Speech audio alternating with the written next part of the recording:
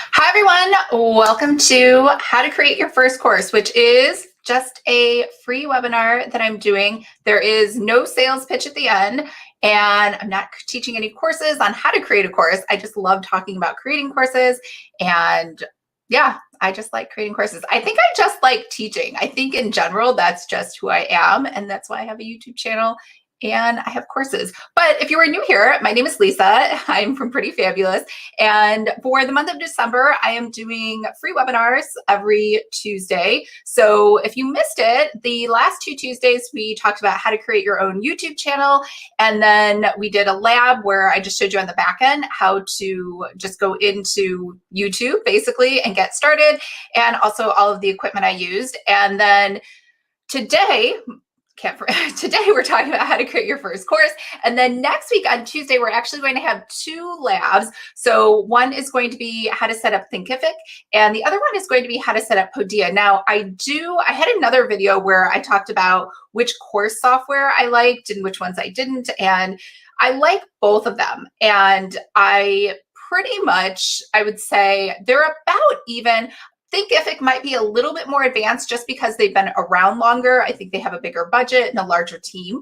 That's not to say that Podia is not great as well, but I've noticed there are things in Podia that I can't do that I could do like literally with one click in Thinkific. So if you're wondering what that is, for example, it's duplicating a course. Like you just click a button and it magically happens in Thinkific, but Podia doesn't have that ability. You have to literally copy and paste everything. So we'll talk more about that next week. But in the meantime, I put a link in the description. Thinkific has a free 5-day blueprint challenge, and I think it's really good. And I think between now and next Tuesday, if you can make it through that blueprint challenge, then I think you'll have enough material ready to go that when we do our demo, whether you decide to go with Thinkific or Podia, you'll at least have some material to both put in there and things to think about. So yeah, excited about that. So if you are here and you can hear me, if you can just say hello, that would be great. I meant to send an email to tell people I was doing this, and then I didn't. So I haven't emailed the list at all this month. I was really just going to take this month off and kind of just hang out and do nothing. So these were very last minute. The other announcement I have is that I'm launching Planner 101 tomorrow.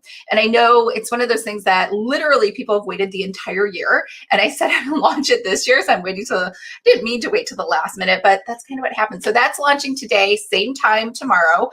Just meet me back here at noon. And we're going to do Planner 101. Now, before Planner 101 used to be a 5-day course. Instead, I've condensed it into a one webinar session. And then what's going to happen is on Saturday, which I know is weird because it's a Saturday, we're going to start a 5-day challenge. So instead, each module inside of Planner Academy, whether you want to create a spiral planner, a digital planner, a notebook, anything else, starts with a 5-day challenge to kind of like get you up and going. So in theory, because the new focus, two things, the new focus for Planner Academy 2.0 is it is only going to focus on getting you to have a product that you can create and sell instead of focusing on design, which Planner 1.0, Planner Academy 1.0 very much was like very design heavy with Adobe InDesign. And that's not my intention with 2.0. So in theory, at the end of those 5 days, you should be ready to go. And so what's going to happen is that first challenge, the digital planner challenge, is free. And that will be free just for those 5 days. And then because at the end of those 5 days, I do want to end with a business planning session for 2021, because I know that I said I wanted to focus more on business. And so we're going to start out right away with Planner Academy 2.0 with 2021 business planning. Carrie Sullivan, hey there. I have one person here. All right, awesome. All right, I'm going to flip around, and I'm not going to flip around. I'm going to share my screen so you can see what I'm seeing. Let's see.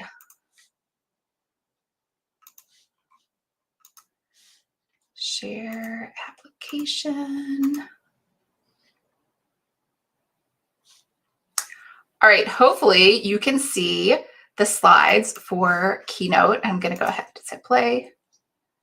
All right, so really quick, here's the agenda for today, quick and easy, because I know I've taken literally, I think, probably, if I'm going to be totally honest, I probably paid like $25,000 for courses on how to create a course, which is silly because I also, in addition to that, have I think it was at the time $8,000. I have an $8,000 certification from the American Training Development Association, which is a human resource association, on a certified learning developer as well. And that was really for corporate America. So I thought maybe the online world is totally different, and it's slightly different. We'll talk about that in a minute. But yeah, I like talking about courses, and I like learning how to create more and more courses. But there's a huge difference between somebody who has done courses and done them well versus somebody who does a great job at selling courses versus someone who is more classically trained in how to put together a curriculum like me. So hopefully I've given you like a mix of everything, but in just what you need to know, because sometimes it gets a little overwhelming with all the information that everyone tries to give you. And let me see, I hope that checking my phone to make sure you can hear me. Yeah, there we go. Okay, so part one, we're just going to talk about course alternatives, because you don't always have to create a course. I know everyone thinks it's like the golden Mecca, but there are many ways to get to Rome, and many of them are more lucrative and take less of your time. So we'll talk about some different options you can do with the information that you want to share. We're going to talk about how to pick a course topic. And then we're going to talk about the different elements and how to put those together, how to price your course, and then also how to launch. So yeah, I don't think I put a lot into the launching. We might talk about that more later. And then we have Thinkific demo and Podia demo next week. All right, so course alternatives. Let's talk about this. So everyone thinks courses are the end all be all. And the truth is you could do many things, or you could disseminate your information in different forms of mediums, such as print or audio or a YouTube channel or something else. So just one example is Dan from, I think it's called Laptop Lifestyle. Bring your own laptop.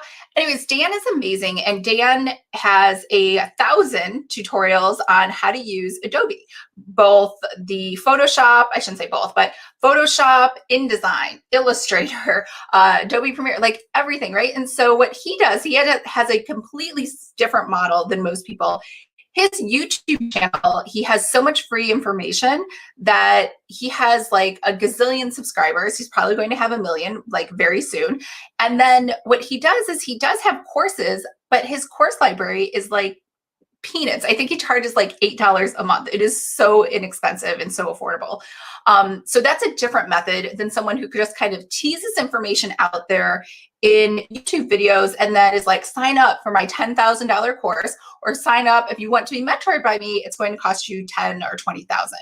And I'm not judging that. I'm just saying it's a very different model. So, you can go many different routes. And I'm positive Dan makes tons of money with YouTube revenue. So he doesn't really, I shouldn't say he doesn't need to charge, but if he didn't want to charge at all for his courses, he'd probably still come out, ahead, because he has so many more subscribers because he's giving away such great information. So just something to think about. I think back when I first started thinking about an online business in the early 2000s, they were called info products, but now we call them digital products.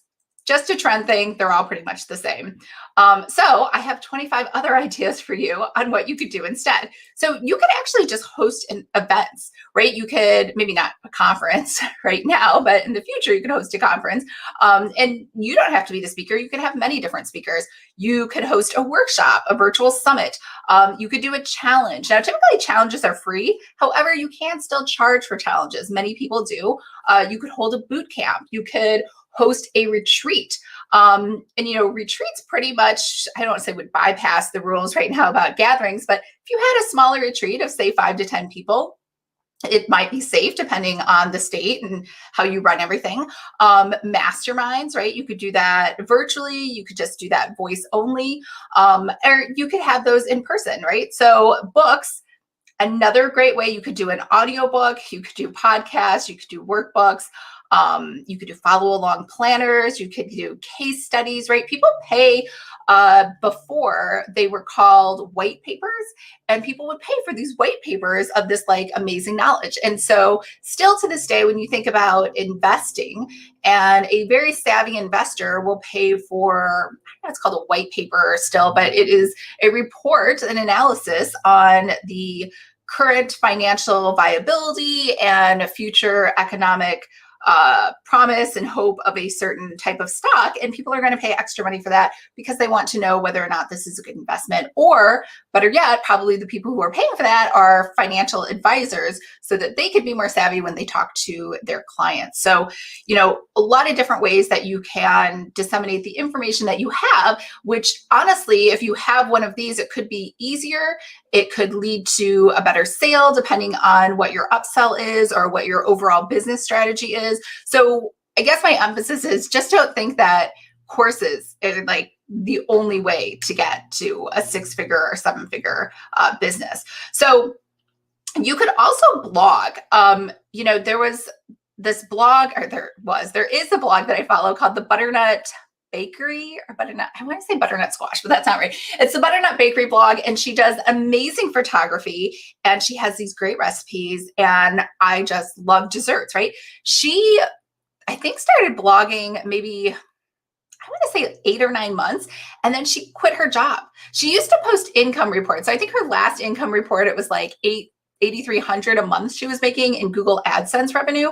And that's just from a blog, right? Like, I almost think today some people kind of consider blogs like old and lame and like something that people did back in the early 2000s, but they're still going strong. And you could totally just start a blog right now and it would be very profitable. So, think about 2 things that you like to do, right? If you like just writing blog posts and that's kind of your thing. And then, the nice thing about blog posts too is you can, and I don't blog, but I imagine if I did blog, the nice thing would be I could do it when I want. Right? It's like my YouTube channel. It's on a schedule that I choose, and I post when new things go up, and I do some SEO, and I don't have to really show up for the video. I just record it and I schedule it. Same thing with that blog post. So this is Blog Her, if you've never heard of it. And this year, all of their events are free because they're online. Nothing is in person. But I've been to their events and they're really great, and they have a lot of big speakers that usually show up, but they have blog summits with all different subjects. So if you're thinking about that, that might be a good place to go because they do a lot of interviews with people who are doing blogging full time. So I don't know if you recognize this woman, Allie Brown. So back when I first started, like I said, in the early 2000s, where I was kind of like dreaming about it and thinking about it, but I didn't actually pull the trigger. Allie was called the e-zine queen because she would just make these e-magazines, like I guess they were called e-zines back then. And that's how she made her fortune. Like, she made millions of dollars, and then she turned that into coaching. So this is a more recent picture from Allie today. And she has a new program called The Trust. I don't know what that is. I think it's like a secret mastermind monthly membership group, but you could still put out a magazine. You could do a monthly membership. You could do a private community. You could just take all of the information that you want to share, like ebook format, workbook format, or whatever, and put it into a library and just give people access to that and charge them a fee. So I do that with my author resources. So I no longer sell to authors or help authors with courses or coaching or anything like that. But I had a lot of material. And so I put all of that into a database. And so that's now for sale if anyone wants access to that library. And I don't do anything. I don't show up. I don't like come back in and check on people. There's no like monthly sort of calls or anything. So that is just a database that you get. So there are a lot of different things you can do with the information that you have. And also, with your lifestyle, if you don't want to check in with people all the time. The coaching. So coaching is a big area. There's like this huge, I feel like there's more coaches coaching people to be coaches than there actually are coaches, right? So, and I don't know if it's because they just do a better job with ads, but when I first started, I was thinking about being a coach, and I had signed up for, what's her name? Jessica Nazarali's It Girl Academy. And the It Girl Academy was like, the format of it was awful. She had these recordings. They were not video. They were just literally like sound recordings, all randomly like interspersed. Even like the website, like how to create your website was her just talking. So you go on to GoDaddy.com and you pick a name, and then like you click that. Like she was trying to describe what to click. So anyways, I'm not making fun of her. My point is that she did an amazing job. Nobody else was out there. So if you're worried like you're trying to make everything perfect, because I do that a lot too, it doesn't matter. Just sign up. And I think I paid like, I don't even know, like $500 for that course. And then eventually though, she did make it better. She didn't give anybody future access to it. You had to pay for it upgrades, but I noticed that she added videos, and then she added bonuses, and she added everything else that's normally in a course. However, at least she got started, right? And she got feedback. So just something to think about. Erin May Henry, Simply Business Academy. I've actually never signed up for that, but she's the same thing, just like Jessica Nazarelli, if you want to look at another example of how to coach other coaches. Molly Mahar, I don't even know if I'm saying that right. I signed up for her. She had this, it was a very unique product. Her business is called Stratejoy, like how to strategically be joyful. And Stratejoy, I only signed up because there's this romance author I was really like a huge fan of, Lauren Lane, and she had spoken at her, it's really just a virtual summit, even though she calls it your 2020 or whatever year it was, Stratejoy. I think I did it like 5 years ago. And so she just charged, I was like, I think something small, like $67, but she had thousands of women that signed up. And each week, like during the month of December, she would just release different video interviews with different people. So just, there's a ton of different ways you can deliver coaching, this one-on-one group, VIP days. You could a lot of people will just pay. I do this all the time just for someone who they feel is like smarter or more of an authority to come in and audit. Like, how is my website looking? Like, what is my sales funnel? Is it very effective? What about my email, welcome sequence, which I don't even have one, but they will come in and audit whatever you want. You could also just offer office hours. I've seen a lot of people doing this lately where they don't have anything scheduled. They just say, you know what? I have a lot of information and I have a lot of knowledge and I'm just smart. So you can just pay to show up when I call these office hours, whether it's on like a Facebook group or a Instagram pod or a live video like this. And then I'll answer your questions because I will just automatically know the answer, right? I'm kind of making fun of them, but that is definitely something you could do too. It doesn't require any preparation, and then people still get some value out of it, right?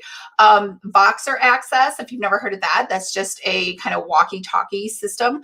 And then you could just offer recordings like Molly did. So something to think about. Now, I know all of these pictures that we've seen before, everyone looks super glamorous. You don't have to look glamorous. We have this woman here, Mama Gina, and I believe she started like 10 or 20 years ago. And I remember there was a woman in the office and she's like, I can't remember. She's like, can you cover for me whatever these dates? I'm going to Mama Gina's workshop.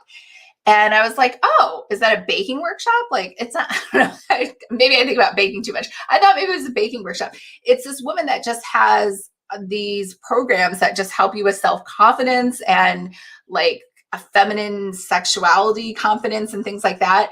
And so I remember this distinctly because she had to pay $20,000 to attend this event. And the $20,000 also included like coaching beforehand and one-on-one sessions and a workbook and a book. And I was like, that is insane, right? Like, who would pay $20,000? A lot of people paid. Like, the room is packed. And she almost didn't get in. So you can start at any age and you can do it on any subject. It doesn't have to be coaching. It could be something touchy-feely. And I know I don't talk about touchy-feely things a lot, but my whole point is there are tons of ways to get to where you want to be. Like in my ideal life, like I would just have a baking blog. I'd actually need a kitchen studio. I've asked Ben if we can move just so I can start a baking blog. He said no. So baking blog is not really happening in my future anytime soon. YouTube channel, but I probably need more book income again to supplement my YouTube channel, and then just to write books. Like that's my ideal like future life, like in 10 years or whatever, but you need to think about what's your ideal future life. And mine are all really centered around the fact that I like teaching still. So that's why I would keep YouTube, and I love baking, and I would do a blog because I like talking about that. And I like writing fiction books. So for me, it's all about having the freedom to write books when I want to. And, for you, it might be having the freedom to spend time with your children. Although maybe people are probably sick of their children right now because of COVID. But maybe it's, having the freedom and the time to spend with your grandchildren, or go to their events, or travel the world, right? So, everybody has different priorities and things that are important to them. And it's just, I think, a matter of to match all of those together. So what I would do if I were you, because I know that was a lot of different alternatives, I would take the time and go through and give everything a 1 through 5 rating. So, every single type of information product that you can offer outside of a course, think about do I dread it? Or meh, it would be okay. It's not going to make me miserable. If I gave it a 1, or maybe you're neutral, or maybe you say I could learn to like it, or maybe you say I'm in love with it. Because I meet a lot of people who ask me all the time about how to create a course, and 9 times out of 10, or sometimes even 9.5 times out of 10, they never do it. And it's not a matter of they're not smart enough, they're not confident enough, or they don't want to share their knowledge. It's because for them, creating a course is 1 or 2. They dread putting that together. They don't want to be on camera, right? They don't want to try to organize their information. So for them, a better alternative might be instead to do, the one-on-one coaching, a VIP day, or do office hours or Voxer access, right? So they don't have to do all this ahead of time prep. So for example, if I went through all the book examples, since I'm an author, an ebook to me, honestly, is 1. I would dread it. I do not want to write. I've written 8 nonfiction books. I didn't enjoy it. Printables. I do love doing printables. So I gave that a 4. I could learn to like it. I've learned to like making printables. Audiobook, definitely dread it. I think you guys have all heard me complain about how much I detest podcasts and listening to them or talking about them or anything. So an audiobook is right up there with super boring. And then podcast, and then a workbook to me is amazing. I would love to make workbooks until forever. If I could only make workbooks, that would be my favorite thing to do. Follow along planners, same thing. Love that. Would be my favorite thing to do. And case studies, I think I barely have any testimonials because case studies to me are painful. I don't enjoy doing them. So that's what you could do as you go through the list and think about different things you could do, because you might surprise yourself. There could be a couple things. 1, you might say, I could learn to like creating courses, and that's okay. And in the meantime, there's all these things that are a 5 that I'm in love with the idea of doing.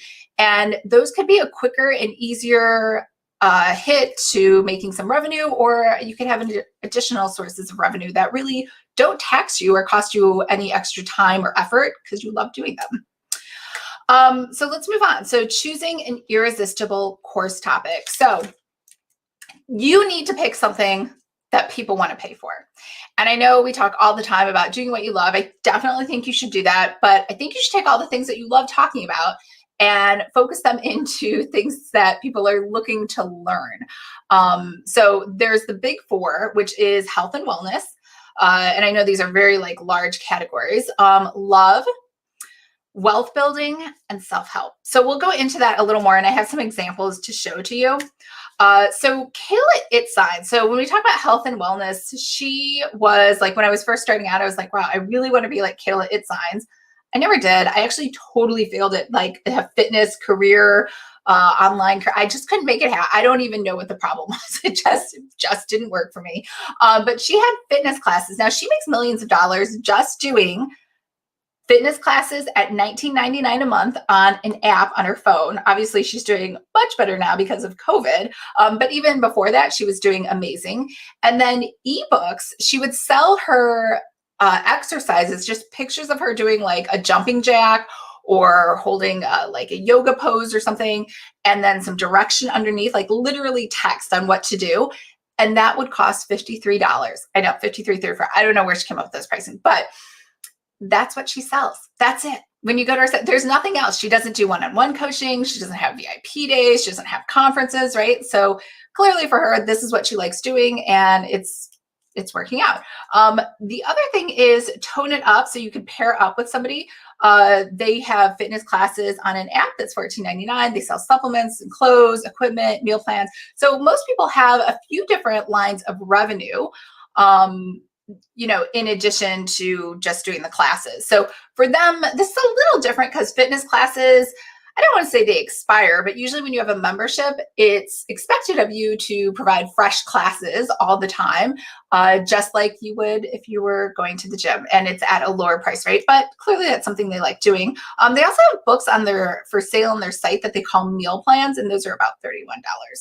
They're pretty famous too because they had, I think, one season or maybe 2 seasons on Bravo that just showcase them and their business and their lifestyle, and people just love and want to be them. The girl on the right, I can't remember which one's who. Oh, I think she's Karina because it says right there at the bottom. But Karina used to be a fitness model, so I think she was pretty famous before then as well. So, all right. There's other things you can do in health and wellness. Sarah Jenks took a totally different approach, and she has an amazing course called Live More, Way Less. And that also, just like the course of, what's her name? Jessica Nazarelli, the It Girl Academy. So when I was first starting out, I was like, I'm going to buy this course just to see what she's doing and what's up and what's going on. It was awful. Like, it was literally just voice recordings, totally out of order, completely random. One had nothing to do with the other. And I was totally lost. But that was like when she was first starting. And then, of course, since then, it's gotten better. She has videos. She has, I think, downloads. I have no idea. I didn't get the upgrades. They just kind of, I think because the audio was so bad, they didn't just bring people with them when they upgraded the course. But what's my point? My point is she just started and she took a different approach, and she picked a different audience within the health and fitness area. She also has a monthly membership. She has in-person events, and she now does marriage course.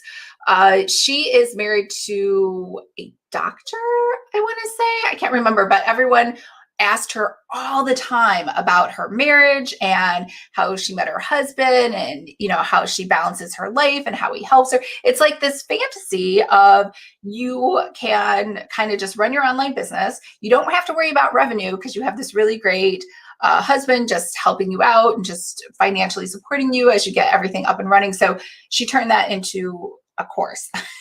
And then she also has a course called Online Course for Body Haters. So I think that comes out soon. I'm not sure. I was researching a lot of things for this. All right, the next one is love. So you can think about anything within dating. So Megan Wex has a program called the Man Funnel, and it's such a good name, right? So I believe she trademarked that name, and her whole thing is she charges $99 a month, and I believe you get coaching, and then you get access to courses.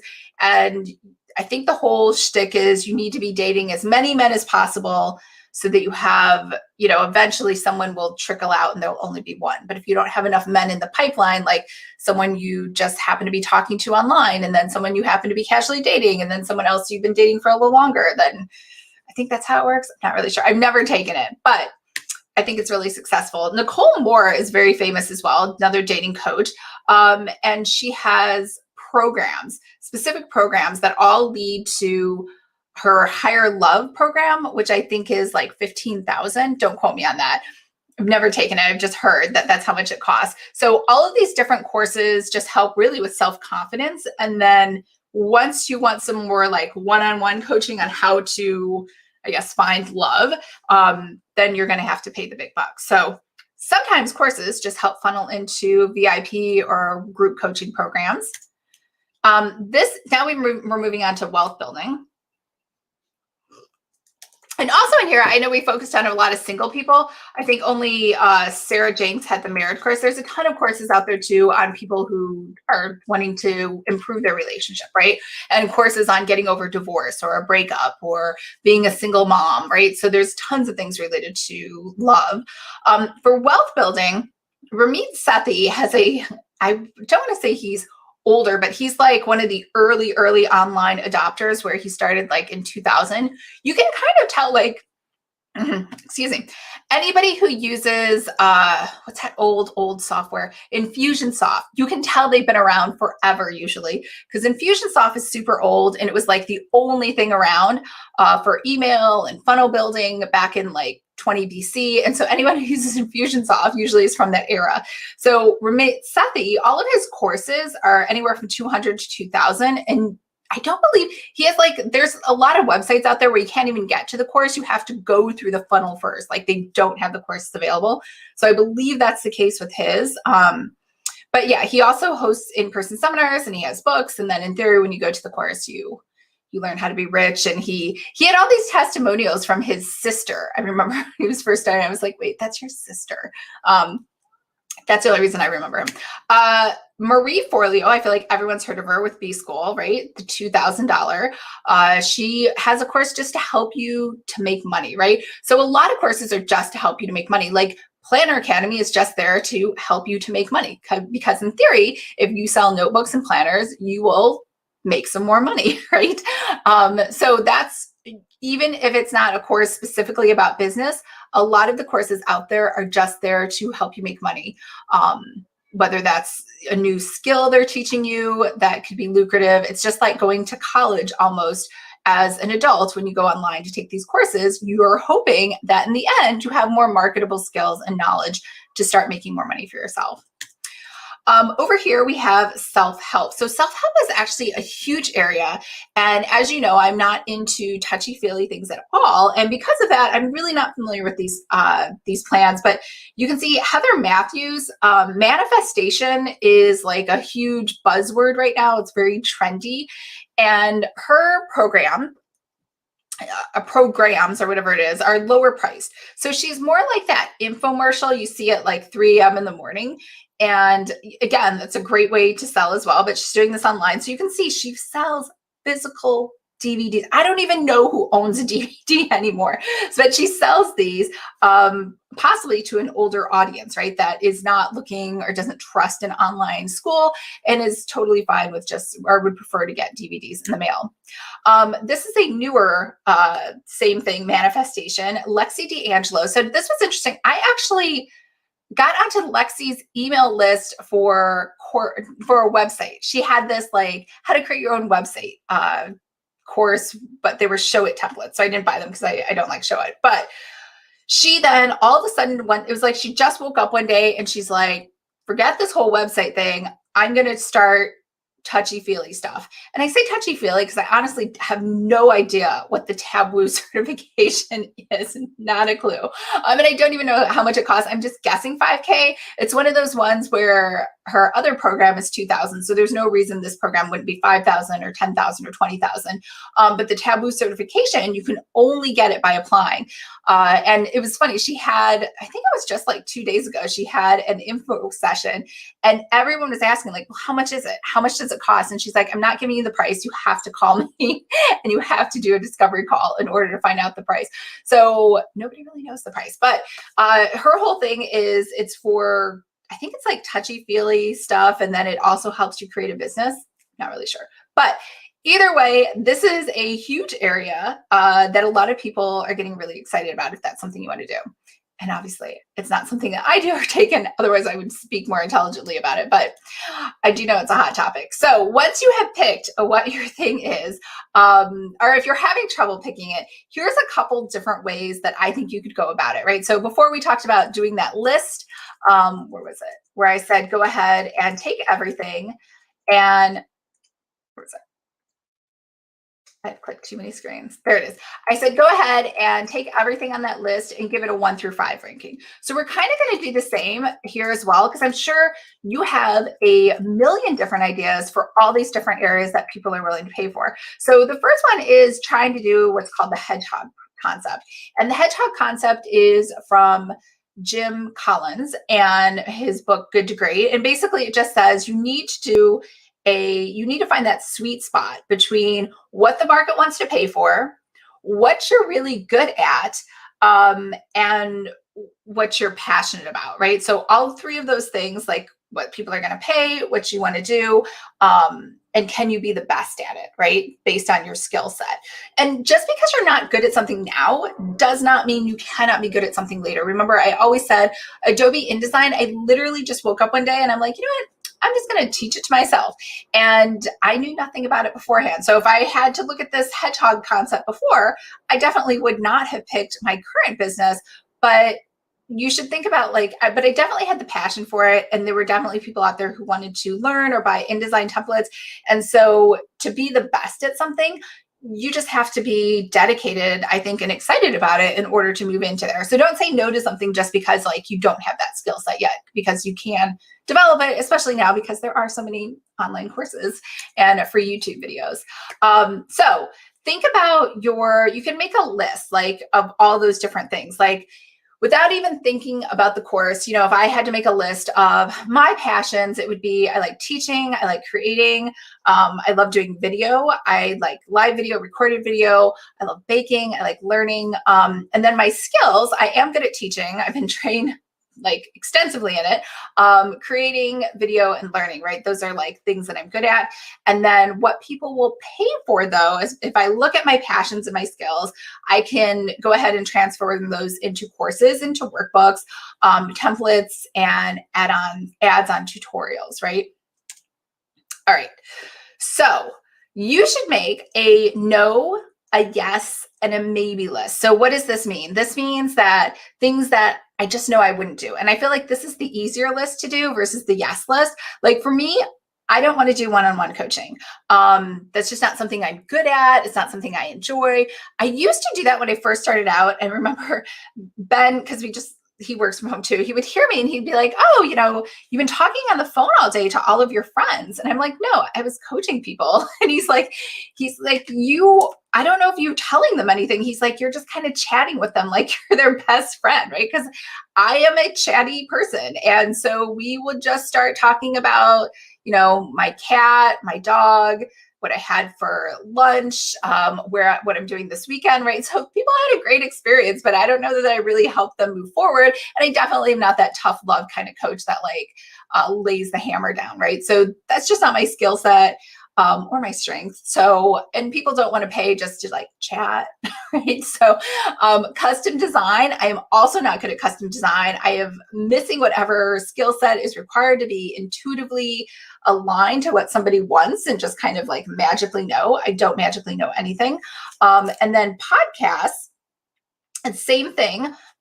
I just don't like them, as you know, and social media, which I quit earlier this year. I'm not good at social media. And when I first started out, I was doing a lot of social media for different clients as well, especially with those one-on-ones, because I could do the graphic design and I just didn't like it. So that's my no list. So just it's okay. Don't worry about anyone judging you. No one's going to see this. Just make a list of everything you don't like doing. And don't worry that people say you have to be on social media, right? So don't think I can't put that on my no list because it's so important and everybody who's successful is on social media, right? Or I don't like podcasts, but it seems to be where all of my competitors are, right? Just put things on the no list that are truly a no for you. And then the yes list, I love YouTube, right? I have so many channels. I have lots of failed channels as well, but I have to reel it in. Honestly, if I had kept doing YouTube for my author channels this year, I don't think I would have written any of those books. So it was a trade-off. You have to decide to you could go a little overboard on the things that you love doing. And so even to this day, the money that comes in from my author YouTube channel is still more than I make on books. So it's always a big challenge because I'm like, if I just made some more videos, I would make more author income. But quite honestly, it's not really author income. I'd rather be writing books. So there is a trade-off where you kind of have to say, all right, I need to build a foundation in something else instead of continuing down this other path. Courses. I love creating courses. In fact, I'm super excited. I think I'm going to launch it in March, a new course, a new huge course, just as big as Planner Academy, that is launching in March. So anyway, so I just set everything out to the copy person. And as soon as that's done, I'm going to hire a designer to create the sales page. So yeah, very excited about that. Anyways, templates. I like creating templates. I really like creating workbooks more than templates. And then maybe list, Pinterest. Like I don't mind it, but I don't love it. So I guess it's more of like a neutral thing for me. Audits. I do like doing audits. Sometimes when I do audits, because I don't do them live, I kind of record them. Some people are really upset, maybe because I sound insensitive. So I'm kind of like, oh, that's a maybe. Because I still want them to get value, but I also don't want to give them like fake accolades or fluff just because I'm afraid of hurting their feelings. So for me, right now, those are still kind of a maybe. Blog, same thing. I love the idea of having a baking blog, but I'm not really committed enough to physically move or rent out a kitchen studio to make it happen.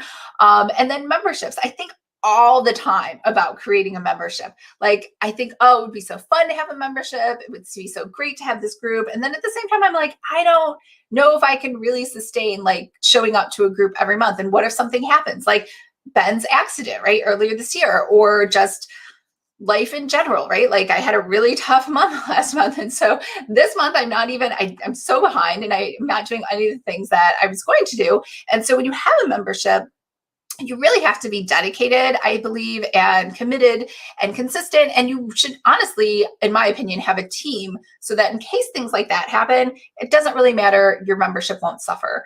And so that's why these are maybes for me, because I really have to adjust things on my end in order to make any of those happen. So versus the other things that are yeses, I can totally make all of those happen right now. So hopefully that was helpful. Before I go on, I will stop for like 2 seconds and see if like anybody has any questions. Chrissy at Ombre Rainbow Family. Baking blog, thumbs up. Yeah, I love baking blogs. It sounds so fun. Anyways, I'm struggling with goals for 2021 due to uncertainty about what we will about to do next year and just general pandemic burnout. Does anyone else have this issue? I'm pretty sure everybody has this issue. In fact, when we do our annual planning, it's just going to be like annual hopeful planning. It's kind of more be like, I think you should just do monthly planning, which is what I have switched to. I think if you guys have noticed, I did October. Did I do October? Yeah, I did November and December planning and month in review, which I think is much more manageable and less intimidating than planning out the whole year. I've never really been a fan of planning out the whole year, but yeah, I think if you just take everything like in smaller bites, like you're even weekly planning, it's better. Carrie, I have pandemic burnout as well, but I am setting my goals like I would as if there was no pandemic. Oh, go you, Carrie. That is also a great option. Chrissy at Ombre, constructive criticism is very useful. Yeah, I just get worried. Maybe it's just the way I deliver it. And I think that's from my years in corporate America, because I've always been the boss. Or I've always had just awful, evil managers. So I don't know. No, that's not true. There's been a couple that are nice, but for the most part, everybody's pretty scary. So I guess I'm just used to, feedback being delivered like a punch in the face. So I'm just like, if you're not really like, gung-ho about it, then people aren't going to know how awful their thing was or something like that. So which you think I wouldn't say it like that since I thought they were awful managers. But most of the time, if I did get good feedback, it actually wasn't delivered like that. It was delivered like more gingerly or like kit gloves. That's what I'm saying. Carrie, that's great. Chrissy, I can do that. I have a planner for that. Awesome. Carrie, I'm just trying to be optimistic. I think that's a great way to be. Chrissy, me too. All right, back to our slides. So here we go. All right, so let's talk about course elements. So this is really easy. I don't know why everyone gets like, so here's what people will tell you to do. They're going to tell you to create your sales page first, and then go ahead and create your course curriculum. And there's a huge problem with that because you can't create a sales page unless you know what's going into the course. So I think it has to be like a happy medium. You have to decide what needs to be in the course at, not even just a high level, but like a medium level.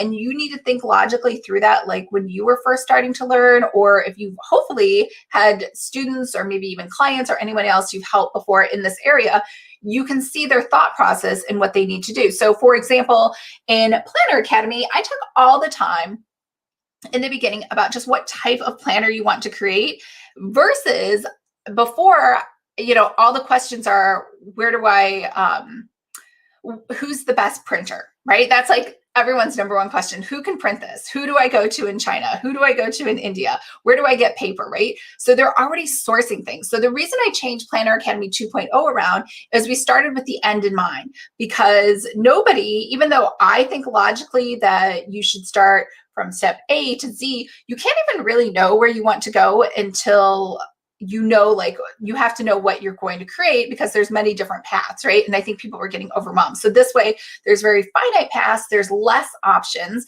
So I think a good way to describe it is Planner Academy 1.0 was almost like a buffet of like ideas and lessons. And even though they were presented in a logical way, it's like what I felt was logical versus what students really needed. So Planner 2.0 is going to be very like distinct silos of digital planner, dated spiral, undated notebook, right? So it's going to be very different.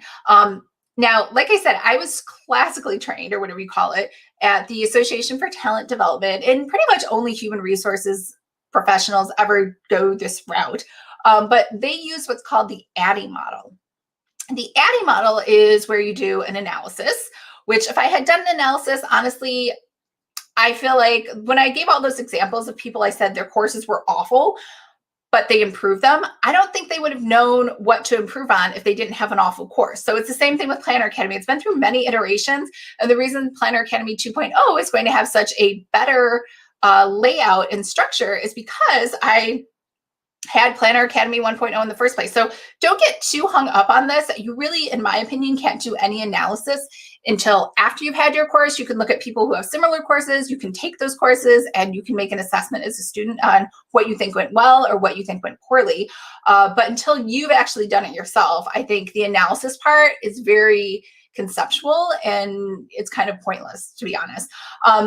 Design everything, develop all of your materials, right? So your lessons, your slides, your workbooks, your downloads, your handouts, and then go ahead and implement it and then evaluate. So evaluation and analysis are kind of the same thing. So that is, in a nutshell, the ADDIE model that I paid thousands of dollars for, and they make you sit through like 20 weeks of classes for. So it goes into a little bit more depth than that, but it's extremely boring.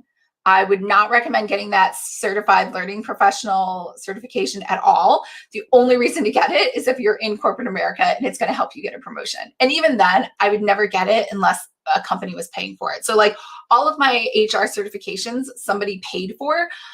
So I don't think it ever behooves you to pay for a certification if you're thinking about this. If you're in HR, you're doing corporate America, don't do it. Let the company pay for it. They always pay for it. Okay, so like I said, everyone tells you to start with the sales page in mind. Don't do that. Start with actually your modules and just do a logical walkthrough. So just think, there's that really cheesy phrase, which I actually don't like, but I'm going to say it anyway. We need to learn how to crawl before we can learn how to walk, before we can learn how to jog, and then before we can learn how to run and sprint and everything else, right? The whole point of that is just to say that you need to give people the basics first and then move that. However, I would say, because of my experience with Planner Academy 1.0, if you are helping people to create a tangible physical product, I would start with the end in mind, right? So I kind of switch that around. I don't want to teach people about paper or about, what am I trying to, spirals and coils and color and everything else, because they're not ready for it, because it's out of context. They need to know first, hey, I really want to create a spiral planner. Hey, I really want to create a hardbound planner. Hey, you know what? I really want to create a digital planner. And then when they have that, they can filter out the different lessons that I'm providing to say, you know what? I'm going to create a black and white planner. It doesn't even matter if you're going to teach me about CMYK versus Pantone colors. I don't care. My planner is black and white, right? So I think that's also a different route that you could take, or something you could keep in mind as you're trying to plan out your modules. Determine your bonuses. So bonuses today are pretty much what sell your course. It's almost like, I mean, there's courses I've purchased, I know I'm guilty of this, where I actually purchased them just because of the bonuses. Like the course material itself, I was like, but the bonuses were like, I must have that bonus, right? So definitely determine your bonus. And bonuses are not, I see a lot of people doing this incorrectly, and I've done this incorrectly too. Bonuses are not another course. Some people are like, I'll give you extra lessons. And that's not really what people want. People want quickies, right? So for Planner Academy, it should be templates. It could be checklists. It could be workbooks, right? Like something you can download and it's ready to go like in 2 seconds. If I have to sit through another training, like that's not really a bonus, no matter what you're telling me. It's kind of like right up there with listening to a podcast. I would rather watch paint dry than have to sit through something else, right? And same thing too with your modules. There's a newer trend now where instead of having these 1-hour modules, like there's what's her name? Marisa Murgatroyd. She's great. She's amazing. She has a lot of knowledge, but her courses are so painful to take for me because she has this background where she did documentaries and she likes to brag that she's a storyteller. And so when she needs to teach a lesson, let's say about CMYK and what those letters mean, it's a 45-minute training because she's telling me about Crayolas when she was growing up, and then how she was able to use markers, and then how eventually she discovered felt tip pens, right? Like it's like a 40-minute lesson that, and then the last 5 minutes, she actually tells me CMYK because sometimes I don't want to say older, but the other modes of training used to be if you didn't have really long lessons and you couldn't brag that you had, 10,000 hours of course material, it didn't seem like you were getting a lot of value. And so you have these people that just drone on and on about I don't know what. So the better thing now is just to be super quick, I think, in my mind, have quick modules, 3 minutes, 4 minutes, 2 minutes, get to the point, get in and get out. Don't waste my time with a bunch of stories. That's not what I'm here for. That's probably people who like listening to podcasts. Maybe they would like those. But for a course, I think you're trying to get people to get to that win and get done with the course, not just have courses that aren't finished, right? So there's this what was it? I was on Podia. They had a panel of course creators and they're like, how could we solve this problem of people not finishing courses, right? Because there's this statistic where like only, I think less than 20% of people who buy a course ever finish it. And my whole thing was, it's not the student's fault. It's the creator's fault. Whoever's creating that course, it's your fault for making it boring. It's just like when you have a book. If someone's not going to finish your book, it's what's called #DNF, like did not finish. It's because it was boring. There's other reasons too, but most of the time it's because it was boring. Like it was not grabbing their attention. Nothing was happening. It was a lot of exposition, right? It's the same thing with courses. Like get rid of that junk. Nobody wants it. They don't have time for it. But if they do, you could have a podcast if that's something you like doing, because for some reason that meanders on and on. All right. So create your drip schedule. So go live date. So you want to think about your Q&A, group coaching programs, like any of those things that you want to add in. You can think, well, I'm going to have module 1 like be available as soon as you purchase the course. Module 2 will drip out in a week. Module 3 will drip out the week after that. Module 4, etc. Like that's typically the normal schedule, especially when they tell you, which I actually don't believe in. They'll tell you, people will say, sell a course before you've like even thought about creating any of the material. And I feel like that's a little misleading. You should definitely have the course ready, or at least, 50 or 60% of the way done. It's okay if you want to drip it out and like finalize things as you go. But I see a lot of people selling courses and then they don't fulfill them, or they're late, or you're like, okay, you said you're going to drop this on Tuesday, but it's now Friday. I'm still waiting, right? So make sure that you don't like block yourself into a corner, especially if it's the first time you have ever done a course. Because the first time I launched Planner Academy, I think it was, well, first of all, it was free because I didn't really know what I was doing. And so there was a little bit less pressure, right? People weren't like, I can't believe I paid $0 and your lesson isn't available, right? Like I didn't get any of those complaints, but I said I would drip the material out every Tuesday. And I remember being up on Monday night until like 2 or 3 in the morning sometimes doing those slides and the workbooks and everything else, just because I wasn't used to delivering an online course. And so, just think about that. And if you have never done it, I would highly recommend just having all of your course ready to go. And don't worry, like people will buy it, or you can always repackage that material for something else later. All right, how to price your course. I'm just going to give you the industry standards right now. Everything ends in a 7. Why that is, there's some psychology behind that. I'm not really sure. It doesn't really matter. Who cares?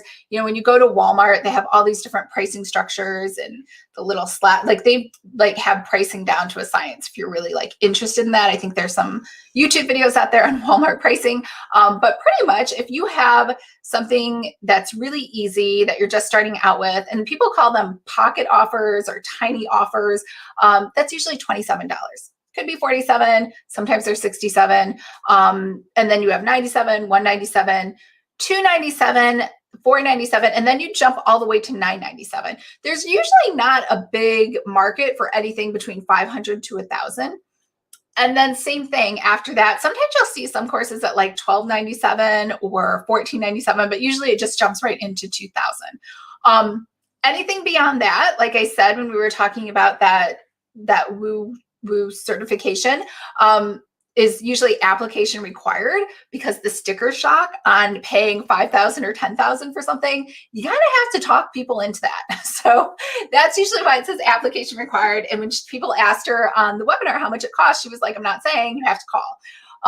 And that's because she can usually feel people out, I think. And who knows, maybe she changes the price. Like everybody in there maybe is paying a different price based on how interested or not interested they sound to her on the phone.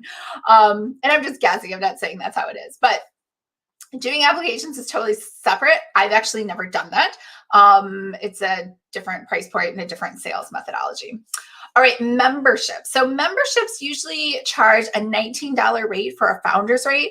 There are memberships, like I was saying, Dan from Bring Your Own Laptop, his was something tiny, like $8. And then there's this other guy, Mac, he does Divi tutorials, and he had a founder's rate of like $5. Now, the thing is, with $5, there's an advantage to doing really low numbers. I don't even think about it, right? Like $5, whatever, who cares? To this day, even though it's been, I think like 6 months I've been in his membership, I haven't watched a single video. So I basically am just donating $5 to this guy every month. And then when I think about quitting, I'm like, oh, but now I have 6 months of material that I haven't watched yet. So, you know, don't worry about having a really low fee, because sometimes it can work to your advantage. You know, versus like if you have a membership, like I just joined, what is her name? The tiny offer woman, Ali Bajirk, I'm not how to say it, but I joined her Rich Life Lab, right? And it's $197 a month. And every month I'm like, and it's been like, I think 1 month now, 2 months. I think I'm in 1 month. It's like about to go into the second month. And I'm like, am I really getting $200 worth of value? I don't think I am. Like, why am I doing 200, right? So for sure, that has like a 99.9% chance of being canceled probably next month, versus my $5 a month membership with Mac. I would probably just pay that for another 2 years before I finally like pull the plug, right? Because it's like not a lot of money. So something to think about when you do your memberships. Now, for whatever reason, I put 49 here instead of 47. 49 seems to be a standard price for a monthly membership versus the 47. I don't know why. And then it goes to 97 and 197. Anything beyond that is like usually not a membership. You would call it a group coaching program or a VIP program or a mastermind or something else, because it would just be priced way too high. All right, competitor analysis. So how do you figure out which one of those price points to charge, right? Just look at what other people are charging. So I would make a list of an inventory. So for, let's do Allie's monthly membership for $197, right? What do I get? I think it's like 5 sessions a week of virtual co-working. However, I tried showing up to one. None of them happened. Nobody shows up. So, okay, so I got 5 sessions, but they're of zero value. Then you get a 1 time per month video from Allie where she just kind of talks about whatever. It's like basically like a YouTube lifestyle video. Like, I'm feeling overwhelmed this month. If you're feeling overwhelmed too, here are things that I've done. Here are things that you could do. Okay, great. Good luck with your month, right? And that's it. So But on top of that, I get access to, I believe, her library. She has like, it's not her tiny offer course, which is, I think, something astronomical, like $5,000 or $10,000. But you get access to like some of these tiny workshops that she does inside of Tiny Offer. She pulled out some of those like snippets and modules and put them into this membership. And then what else did she give you? She also gives you free access to some templates also that were in her Tiny Offer course, pulled them out, and you get those too. So when you add everything up, again, because I've already downloaded and watched those workshops, or have I? I think I've thought about it. I'd like half of them or some of them. You're kind of like, well, all right, so that's $197. Is that something that you're able to offer as well at that price point? And then you can look at somebody else who maybe has a $5 membership like Mac, and he's offering, I think he does a lot of video. I think he has like a new video every 2 weeks. And that's at $5, right? So just start making a list. And I'm not going to say everyone's equal, but sometimes it just has to do with their overall strategy, right? So look at the other revenue lines. Like, I honestly don't even know what Mac's upselling people into. I think he's upselling into, he has some courses that are like $197, right? So maybe because the weekly tutorials that he's giving are good, but they're not like a full A to Z kind of course, like his $197 course, then you're more apt to buy that. So sometimes that $5 membership could just be a funnel to get people to go into something else. Also look to see if people have trademarked something, if they have a signature process. I've never really been a fan of signature processes because one, I feel like they're kind of hokey. Two, I'm like, so great, so you trademarked a word. And three, because I'm from corporate America, we thought of a new process every week. Like, to me, coming up with your signature process is not impressive. So, just keep that in mind. Like, there are going to be super cynical people like me, but there could be other people that are like, wow, this is great and amazing. So just kind of balance it out. But some people will have what they call their signature process or methodology or something like that. Is there going to be a live component? Again, if there's a live component, usually you are charging more because you need to show up at a specific time and be available in person, virtually, to answer questions. A lot of times, I know my friend Camila does coaching, and I shouldn't say I know. I honestly am not familiar with any of her programs, but I know that she does these in-person virtual, it can't be in-person and virtual. It's an in-person retreat. So she will rent out a huge Airbnb for her clients, and then they will do 3 or 4 days of strategy planning or business talking, or I don't know, they're doing something. And so if you have that component, you can usually charge a higher fee because she's paying for, I don't think she pays for food, but she definitely pays for your accommodations, like the place. And then she's giving literally 4 days of her time to do coaching. So whether you're doing that in person or virtual, that then can help increase the amount that you're able to, I shouldn't say legitimately charge, but the amount you're able to justify what you're charging for. Boxer access is huge, lifetime access. Although there's this new trend where people are offering kind of like a 1-year rental on the course. I feel like that's super shady. But that might just be my opinion. It feels a little slimy. And I think it kind of leaves people with a bad taste because mostly right now everyone's saying lifetime access. Even though lifetime access really just means the lifetime of that course, which you could just end at any point. Or it means lifetime access could just mean until, until somebody dies, or till their business dies, or they go back to corporate America and do something else, right? So it's very ambiguous, but still the thought of like lifetime access is much more valuable than giving people a 1-year rental. Membership. So like in Allie's thing, I get access to her past material or things from another course. How much do they have in their library? Do they have a Facebook group component, right? So make a list of all those different things that your competitors are offering and then what they charge. And at the end, after probably like 5 or 6 different courses, you should have an idea of what you can logically charge and what the market will bear. All right, so let's talk about launch calendars, and I'm almost done. Basically, there's a couple different launch methods, right? You can do evergreen, which I actually don't do evergreen, but I think I'm going to do evergreen for next year. But evergreen just means that you either have something just open, right? Like there's just a button, just buy it whenever you feel like it, or you can have an evergreen funnel where they listen to a webinar, they get a series of emails, and then there's kind of like this fake closure date based on when they entered the funnel, which they can always enter with another email. Or you could say, I'm going to launch once a year. I launch Planner Academy twice a year. I do it once in the spring and once in the fall. This year was totally off. I don't think I've launched at all.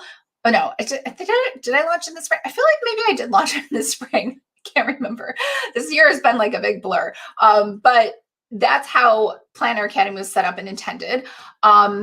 You could do quarterly, you could do monthly, especially if you have a membership. You just have to think about what works for you and how big your launch is, right? Like if you're doing a massively huge launch where it's going to take a lot of energy and there's a ton of things going on and you have a lot of people, then you maybe only have the energy to do that once a year. So, you know, versus something easy like, oh, I know one person has, a Patreon. And so what she does to help launch it every month is she does a free 5-day challenge at the beginning of every month. And then if you want to stay within that challenge and do everything, then you have to join the Patreon. But it's not a big deal because she does that 5-day challenge anyway, regardless, for her Patreon customers. It sounds weird to say Patreon because patrons within Patreon. So, you know, she can totally launch every month because it's not really launching for her. Launch style. So you don't have to do webinars. I love doing webinars, but that's because I love doing video and I love teaching. Slides, I can make slides like in my sleep because I worked in corporate America for 20 years. That's how you talk to people. You talk to them with slides. So you can decide, you know what, I really don't want to do that. I'm just going to launch with email. Or you can say, I'm going to do audio lessons, which honestly, I'm not a huge fan of. However, they work, they still work. People are still doing them. So you shouldn't feel worried if you don't want to visually show yourself. Webinars is what I do. Video, you could do video challenges. So the difference between the webinar and the video is webinars are typically live, or they appear live, even if they're evergreen, versus video is you'll get a new email each day and you'll see that website where our web page or whatever, and it'll say video 1 of 4. And then you'll see the other 3 videos and they'll be locked, right? And so you can't get to the next video until the next day. And that's usually how you do a video launch. You could do a challenge, or you could do a free or low dollar trial. So a lot of times when you go to Podia or Thinkific, right, you're going to see, or even sometimes it's mostly just memberships, they'll have a free trial or a $1 or $7 trial. So you can try it out and then at least they can get your credit card information. So then they can start auto charging you, right? So just something to think about if you have a membership. That usually is a very easy way to get people in because you don't really have to do a launch. You just kind of let them figure it out on their own. Or 9 times out of 10, I know this happens to me all the time. If I don't like keep up with cleaning up my credit card, I have charges where I'm like, what is that?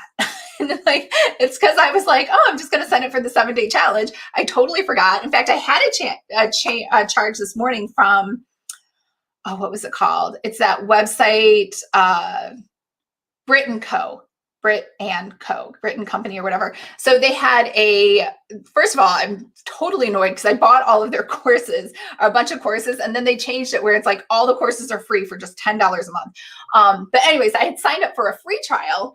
And then at the end of the free trial, it said, we'll start charging you $10. Well, I totally forgot. I usually put a little marker in my calendar. I didn't put anything in my calendar. I actually didn't even go in during that entire free trial time. They didn't send me any emails or reminders. And then today I got a $10 charge. So just something you should remember as well. If you are like, you get a lot of people, and most people, because it's $10, honestly, I'm not too upset about it. And I'm just going to let it go. I'm not like going to make a big deal. Like, how could you not have told me a reminder and give me back my $10? I'm just going to let it go. So you know, if you have a lower price point versus like, if I had done a trial for that Ally membership and then all of a sudden I got a $197 charge, I'd probably be pretty upset because like that's a lot of money, right? It's like a car payment. You could also have an application, just like what's her name did for her woo-woo certification. She has an application, and that's how she launches. So let's talk about timing. You basically just have 3 phases. I know there's like entire courses right now on how to launch. It's not that complicated. You just have the pre-launch where you start talking about stuff. You should come up an SEO search. Maybe you do some YouTube videos. You do some pins on Pinterest. And then you start doing list building. Now, I can't emphasize this enough because there used to be, and it's not really now, but like back in the early, I guess 2010 or whatever, when I was first starting, everyone had like a course on how to do list building. And the thing is, list building is not that hard, and you don't need a big list to launch. When I first launched Planner Academy, I think I had 200 people on my list. And I had like a $2,000 launch, like the first paid launch I did. So is that a fabulous launch? No, but you know what? It's still good enough and at least got me started. If I had waited until like the professionals say, until you had like 2,000 or 20,000 people on your list, I may have never launched. And the thing is, sometimes when you have a smaller list, you have a more engaged and more focused group of possible purchasers versus when you have a big list. Like now I have a massively huge list that for the most part, people aren't even opening my emails. Like my open rates went from like 40% when I had like 200 or 1,000 people down to like, 17% now, because there's just too many people, and who knows what path they came in on, whether they wanted to learn how to do a card deck or a planner or whatever. So I wouldn't really worry too much about list building. The other thing is early enrollment. So a lot of times people are just excited during pre-launch because you can say, hey, I'm launching this course. But if you just want to go ahead and sign up now for that founder's rate or that early bird rate, then go ahead and do it. So now when you actually go to launch, all you have to do before you launch is do some prep. So you have to have your emails ready to go, which quite honestly, I end up writing mine the night before. So you don't always have to do that, but I wouldn't advise to do that. Have your webinar material ready to go, have paid ads ready to go. And even then, I, as you know, have no clue how to do paid ads, and I've never done them. I've had a couple people who will do paid ads for me. I'm sure it helped, but for each launch, honestly, I didn't even have paid ads and everything worked out just fine. Affiliates are huge. Like, I should say huge, like helpful, like they're a lot of work. And so as you know, I don't have any affiliates either because it takes a lot of work to set up the affiliate program, to give them the right materials, to create promo materials for them, and to educate them, and to get them the right links, and to respond, and to customer service and all that. So I don't even bother with affiliates. Not saying that you shouldn't, but if you don't, you can still be just as successful. And then timers. I 100% use timers, and I believe in them. And I think that they are a huge reason why I do have so many successful launches. I don't do evergreen just because I think when people can just enroll whenever, two things. One, when people can enroll whenever, they just never do. No matter how valuable the course is. And not everybody, still I get like 1 or 2 off registrations, but for timers, it's like, it forces you to make a decision, right? So I am very decisive, and timers actually don't make a difference to me. If I want to buy something, I just buy it. My boyfriend, however, is the complete opposite. He's super indecisive. We have, for example, 2 bikes in our garage that he's had, no joke, for 5 years before he met me. I've known him 5.5 years. They have still not been fixed, but he holds on to them in case we want to go for a bike ride and he wants to fix them. We're never going to go. Obviously, we're never going to go for a bike ride. So we just keep carrying this junk from like one house to the other. Same thing with all of the boxes in his office, because we keep renting really large spaces. He just keeps taking them from one place to the other. He has like, I think, papers from college, and he's 51. So he's just carrying them around, right? So certain people, my point is, I'm not making fun of him, but he's just very different, and he needs a deadline. If he didn't have a deadline, he would never make a decision. So for that reason, there are people usually that are him or somewhere in between me and him. And so deadlines always help to just make people make a decision. Now, do they end up regretting that decision if it's like a really hard sell? I don't know. I think in the whole time I've had Planner Academy, I've only had 2 people ask for a refund. And so for 2 very different reasons. But the whole point is, neither of them asked for a refund because they felt time pressured. And then afterwards, the next morning, they regretted it. It never happened. I think sometimes that might happen on a sales call, like a pressure call, when they're like, give me your credit card right now on the phone if you want to make this happen. But I don't think that happens with courses when you have a timer. It's just a normal thing to have a timer for when you're going to close. Plus, honestly, the reason I also do it is because I offer a group coaching component. So you can't really do a group coaching if you have Evergreen, where people can kind of trickle in whenever they want. Everyone needs to start on the same timeline for a group coaching program. And then for launch week, make sure you clear your schedule, especially if you're like me and you're writing emails the night before they're supposed to go out. And also, you just never know what's going to happen, and build in buffer and plan for tech disasters. Like the first few times I used Webinar Ninja, which was awful. Like I was so excited because they had a lifetime membership or usage fee or whatever. And it was just this couple here in San Diego that had built it. And it always failed. Like just 9 times out of 10, it just failed. It would just cut out in the middle. And so I wasn't able to do my webinar. So you need to have a backup, whether that is a second session, be prepared to do another session the next day or adjust your schedule, and just build in buffers in case something happens, like a national pandemic or something in the middle of your launch. You just never know. So that's why I talk every month about doing business continuity planning, which is more like disaster recovery. And every time I have a disaster, I learn something new so that I can recover and have a better plan for it going forward.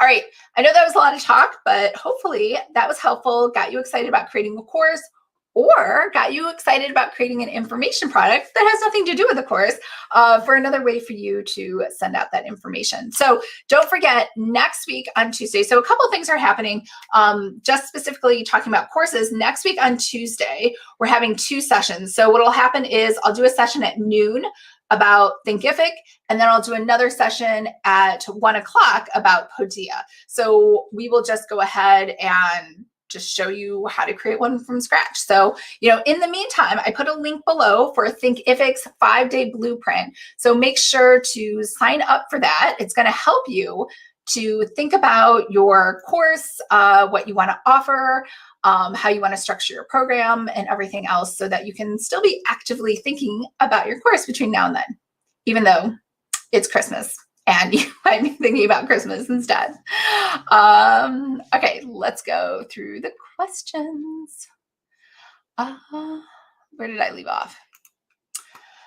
Carrie, I have to leave for a meeting, but thanks for such info. I will catch the rest in the replay.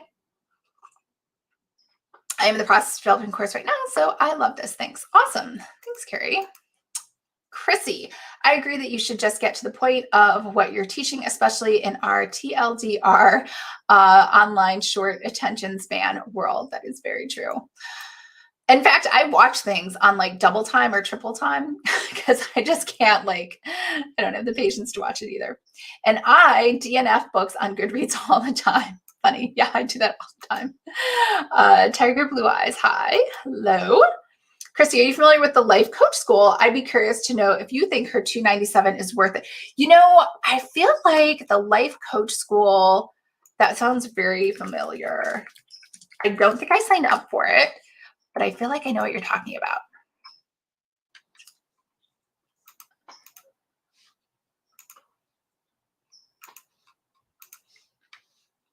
Oh, look at that. What great video. I think the Life Coach School, let's see, Brooke Costello. What have I heard about Brooke Costello? I feel like I've heard something, because I'm not a coach, but I know my friend Camila's coach. I'm sure she has an opinion. It's probably a good thing I don't remember her opinion. She probably doesn't want me to tell everybody what her opinion is. But this to me is just like, if you look at all the women in the audience, they're older. And not to say that there's anything wrong with that, but her approach and her style and her audience and the people that she appeals to, she's writing on a whiteboard. This is like, to me, like more ancient, is that the right word? Ancient, older kind of things that I would never pay for. And also things that probably just wouldn't resonate with me or appeal to me. And so as terms of coaching, life coaching, that's probably not something I would do, especially the term life coach. Life coach is almost old to me, like an old trend. Like I remember my first life coach was my friend Alex or Alexandra. So Alexandra was like the ex-girlfriend of one of the guys that I knew as a vendor at Career Pro. Like, it's a really long story, but this is like in 98 or something. Anyways, this is in Chicago. I loved Alex. She's very much like me. So instead of getting any life coaching, we actually just like would gossip about boys, and we'd go out for drinks, and we'd go out to clubs. And so I don't think I really got any life coaching, but she was more just a friend. So what's my point? My point is there aren't really like life coaches anymore. People instead offer solutions, right? Like a dating coach, that don't hate your body coach, right? The self-confidence coach, the woo-woo manifesting coach. And that's more, to me, the new way of doing coaching if you aren't going to do business coaching. And so I would say this is like an older method. That was a very long way of me saying, no, I don't think it's worth it. That was the simple answer I could have given. Tiger Bliss, it teaches you to be a life coach. I think so, yeah. Which again, I don't think nobody's signing up for life coaching. People are signing up for life problem solutions, like how to save my marriage, how to maneuver through divorce, how to get a job, how to make friends, right? So I think the newer, if I was going to be a life coach, I would pick a specific problem that people are having and I would coach them on. So like, for example, let's be something I'm good at. What am I good at? Oh, debt. I have paid off. I tell this to people all the time. I paid off $197,000 or $90,000 worth of debt because I had racked up school loans, medical bills. And honestly, I was just having a ton of fun in my 20s with credit cards. There was like no party that ever happened that I didn't go to. Like, I remember my friend Natasha was like, we're having a party tomorrow night in Malaysia. And I'm like, that's like a 24-hour flight. And it's going to be so expensive because it's like, I'd have to buy it right now and get on a plane in the next 3 hours. And I was like, yeah, I'm going to do it. I'll meet you there. Like, there was nothing fun I wanted, like, that was happening that I didn't do. So I know for sure, this is why at 46, I will never have a midlife crisis because I've had all the fun and I'm totally fine, like, just sitting at home, writing books, watching the Hallmark Channel and hanging out with my cat because I really did miss out on life. What was my whole point? Oh, my whole point was if I was going to be a life coach, I would definitely be a coach on how to pay down your debt and be debt free, because I think a lot of people have problems with debt and I don't think they know the solution. And it's something that I've done and it's something I 100% could help people with and coach them through. So, that's why I think saying you're a life coach is like an older thing to do. Chrissy, kind of, they have a separate course for that. That's $297. They give you to the library and chill, and the new 30-day course each month. They also offer you a 20-minute coaching session each week. She has a great free podcast. I would never know because we all know how I feel about podcasts. Bonita D'Souza, hello. Bonita, I didn't get your InDesign templates. Don't know what you're talking about, Bonita. On your playlist. All right. Not sure. You can message me separately. Chrissy, I always use my cash card now for stuff like that. They can only charge your card if you've added money to it. Game changer. That's a good idea. I have this I have a card for anytime I do anything sketchy or there's a site, there's something I want to buy, but I'm like, I don't know, is that right or not? It's like a credit card that only has it's something tiny, like a $400 limit or a $300 limit. And it's because when I was in credit card debt, when I had like $190,000 in debt, nobody would give me any credit. And this credit card, it was Chase. And I still have that card. They decreased my limit to 400. They're like, clearly you're not capable of paying your credit card. You have so much debt. They're like, so your limit is 400. And so I've just always had that card in case like if someone uses it for something weird, like it doesn't matter. You can't like go crazy beyond 400. But yeah, that's a good idea. Add cash to the card. Do you get a cert with the school? Yes. All right. Chrissy, it's good, but so expensive. I thought I could do it for personal development. I'm not a coach. Yeah, I mean, personal development is totally different. I wonder what the local laws require. There are no laws, I believe, for coaching. Like you can check, but coaching is right up there with like being a beautician or an esthetician. I think it's licensed by the state. And I don't think that coaching is really licensed. I think if you want to charge insurance, you have to have a PhD or be a sociologist. sociologist? No, I just made that up. You have to be a social worker, I think, in order to do that. Let's see, Chrissy, I'd be surprised if there are local laws. I'm not a therapist, so you don't need a license. Chrissy, I need deadlines. Yeah, I need deadlines too. I need deadlines all the time. Tammy, hi Lisa. Ha ha ha. My hubby's the same. Need deadlines too. Yeah. Old school style. Yep. That's what I consider it. Chrissy, she's our age. Oh, she's 46? Oh. I guess I consider myself old then. So I just feel like that's an older. I'm not saying she's old.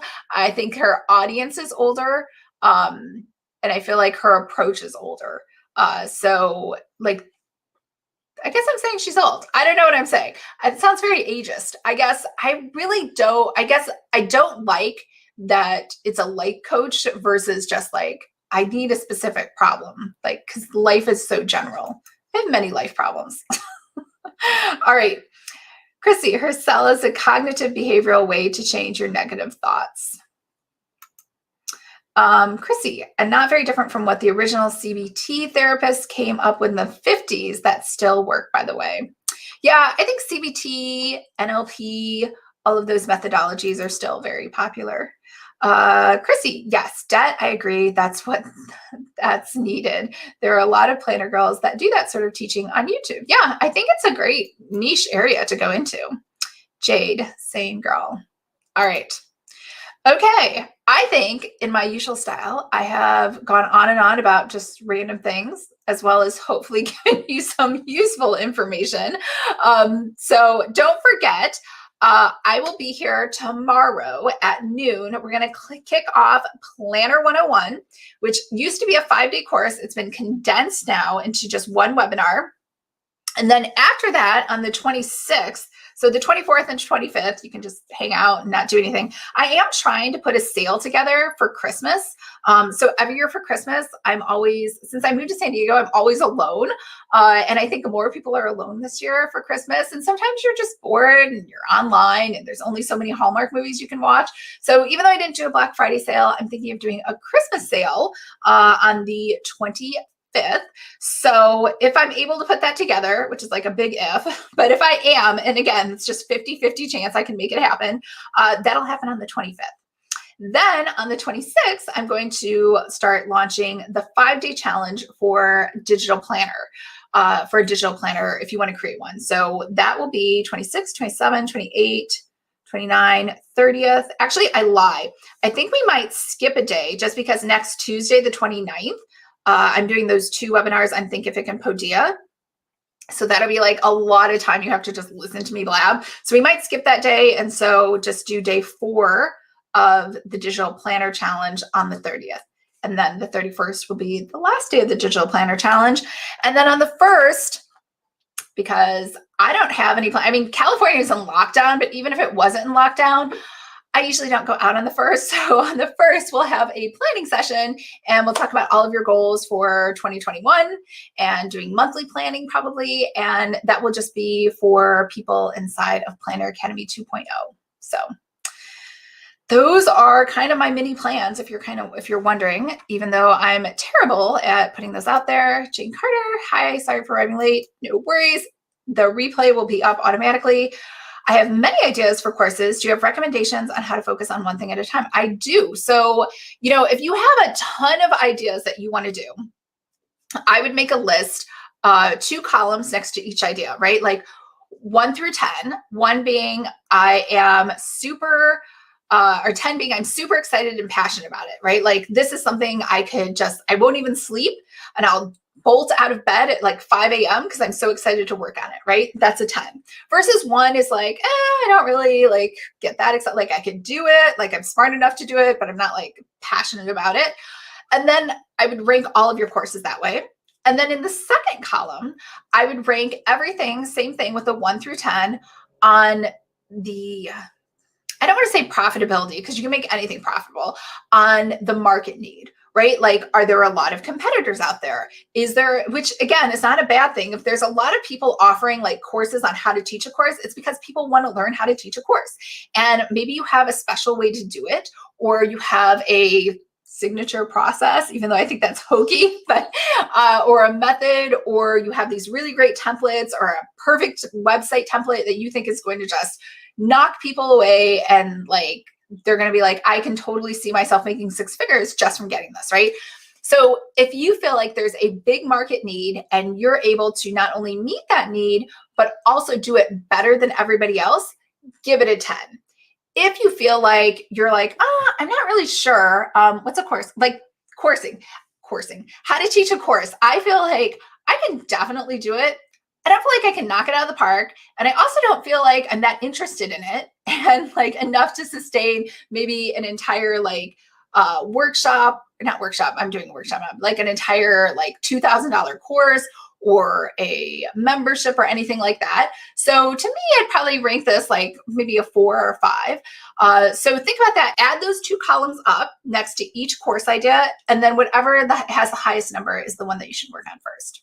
So that's what I would do. All right, Chrissy, I get what you're saying. Personally, I prefer coaching from someone at least my age. I mean, I'm not worried about, yeah, I see what you say. So I'm 46. So if someone who's 25, if they're going to coach me on, I don't know, let's say a medical procedure, because they're a medical professional, right? Then I'm totally okay with getting that because they have some area of expertise. Or someone who's a CPA giving me advice on how to do my bookkeeping, and they're 24 or 25, right? Versus getting life coaching from somebody who is 25. I'm not going to get any value from that. I will probably, it would be better just switching it around where I'm giving them life coaching. So I totally get what you're saying. So that could be that maybe that's why everyone there is older. Chrissy, thanks, Lisa. This was interesting. Sale, yes. Tammy, Lisa, could you sum up the planning during Christmas days somewhere we can look back? You know, Tammy, that's a great question. You know what I'll do? I will add it to a comment below this video as soon as it posts to YouTube, so you can see that, because I was just like going on and on. And thanks for your answer. Awesome. All right, guys, I hope everyone's having a great Tuesday and that you are not struggling with last minute planning, because I tried to buy something at Walmart the other day. It wasn't even something important. Oh, it was paper towels, right? Not essential, but I did run out and I needed them. And I waited in line at Walmart for like 45 minutes. And finally I was like, you know what? I'm just going to do without. I'm just going to use paper, like towels I have laying around, or I'm going to use like Kleenex. I don't even care. Like I can't stand in this line anymore. So hopefully all of you have your presents, or you have your shopping done, or your shipments arrived. I know everyone's having problems with shipping lately. So, all right, guys, I will talk to you later.